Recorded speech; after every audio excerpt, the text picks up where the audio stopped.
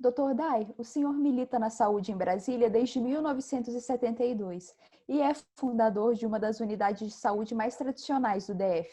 Enquanto profissional de saúde e diretor de uma das instituições de saúde de Brasília, como é que o senhor analisa esse momento de pandemia? O primeiro paciente de coronavírus da cidade foi internado no nosso hospital, se não me falha a memória, no início de fevereiro ou março. E nós não sabíamos o que fazer com aquele paciente. Nós sabíamos tratá-lo, nós sabíamos cuidar da insuficiência respiratória. Ele já chegou com um estado avançado. Mas nós não sabíamos como proceder, porque o tratamento de um paciente desse é multidisciplinar. Ele suscita o atendimento da equipe de infectologia, da equipe de terapia intensiva, pneumologistas, cirurgiões, fisioterapeutas e técnicos especializados, e mais do que tudo, suscita cuidados de isolamento. À época, ninguém tinha essa experiência, nem no mundo e muito menos no Brasil, onde ainda não tinha chegado a doença. Então, nós, no Hospital Dyer, entramos em contato com o governo, fundamentados na orientação do Ministério da Saúde, editada em 20 de janeiro deste ano, que, enxergando pacientes, deveriam ser encaminhados para os hospitais de referência. Então, nós encaminhamos aquele paciente para o hospital de referência de Brasília, que era o HA. Essa paciente, graças a Deus, ela saiu sem problemas da sua doença. Mas logo depois começaram a chegar dezenas de pacientes, e aí nós então fomos nos preparando, nos instruindo, nos aparelhando, junto com as normas emanadas pela Organização Mundial de Saúde, pelo Ministério da Saúde e pelos conhecimentos que os médicos e a nossa equipe ia adquirindo nos estudos que faziam, principalmente através do nosso grupo de infectologia e de terapia intensiva. Então, apesar de nós sermos um hospital bem estabelecido, houve uma mudança radical. Os pacientes ficaram todos muito retraídos e todos que tinham algum tratamento a fazer ficaram em casa, preferiram ficar em casa. Até porque a primeira orientação surgida é de haver isolamento e quarentena. Ora, é claro que todos compreendimos a situação como sendo necessário esse isolamento, mas os hospitais se esvaziaram. Quem ia fazer uma cirurgia de varizes, quem ia fazer uma cirurgia de um problema de útero, ou quem ia fazer um problema de períneo, ou quem ia fazer uns exames especiais para ver o estômago, essas pessoas todas começaram a adiar as coisas desde que não fosse emergência. O movimento do hospital caiu enormemente, de todos os hospitais do país inteiro e do mundo, e nós ficamos como unidade de saúde pouco operante.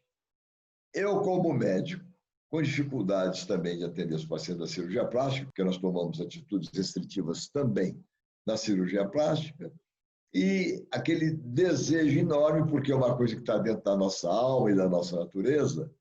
Eu passei uma vida treinado a prestar serviços médicos, trabalhando diretamente com pacientes, me tornei empresário e dono de um hospital, não porque eu assim o desejasse, foi uma consequência natural da prática médica, de prestar atenção aos pacientes, de ajudá-los. Então, nós ficamos realmente num momento de extrema frustração. E dava vontade de abrir o hospital completamente para todos os pacientes de Covid. Mas o hospital privado, ele não tem dotação orçamentária como tem o hospital público.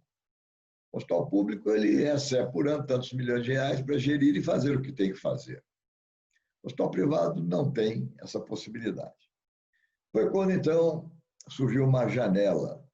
O governador ibanês, com extremo pragmatismo, ele fez um edital e convocou os hospitais privados a aderirem a esse edital para poder prestar serviços aos pacientes do SUS em parceria com a Secretaria de Saúde. Ora, nós, com essa nossa vocação, a vocação do hospital, que está inserido, o hospital está inserido na cidade há 40 anos. 40 anos, fez agora em dia 29 de novembro de 1979. Eu disse, nós não podemos perder essa oportunidade de ajudar a população e de continuarmos inseridos no tratamento da assistência da população. E assim nós aderimos ao edital e fizemos uma parceria com o GDF para poder atender os pacientes com Covid. E começamos a atender. Mas aí surgiu um outro problema técnico. Apesar de estar atendendo os pacientes com Covid, nós tínhamos que atentar para que os pacientes, ainda que poucos, que não têm Covid, que procuravam o hospital, com trauma, foi atropelado, cortou a mão, ou tem um câncer de mama, ou tem uma doença oncológica, está fazendo quimioterapia, como é que nós poderíamos gerir isso dentro do hospital? Porque era imperativo que a gente oferecesse aos pacientes do Covid o tratamento adequado, mas também oferecesse segurança àqueles que frequentavam as dependências do hospital e não poderiam lá contrair Covid.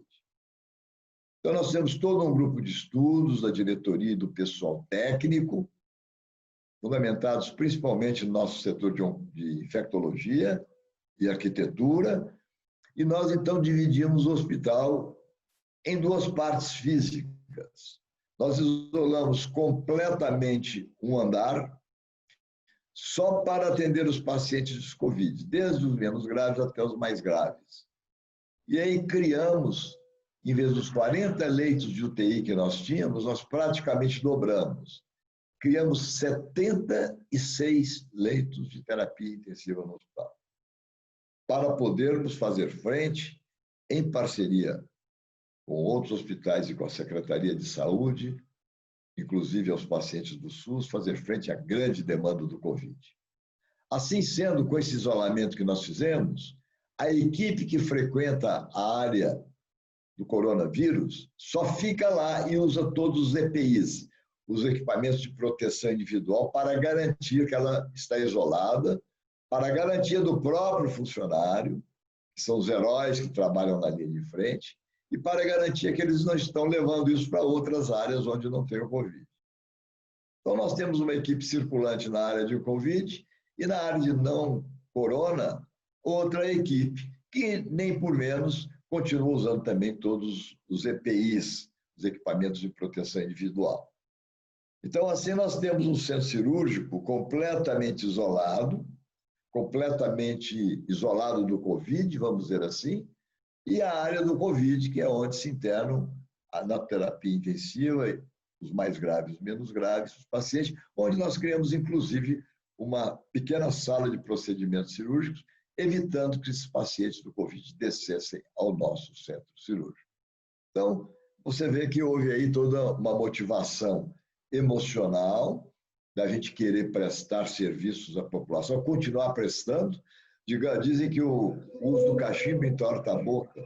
O nosso vício é servir a população da cidade com serviços médicos, tanto como médico exercendo a medicina, quanto com a nossa organização de saúde que nós dirigimos, que está há 40 anos vigente na cidade.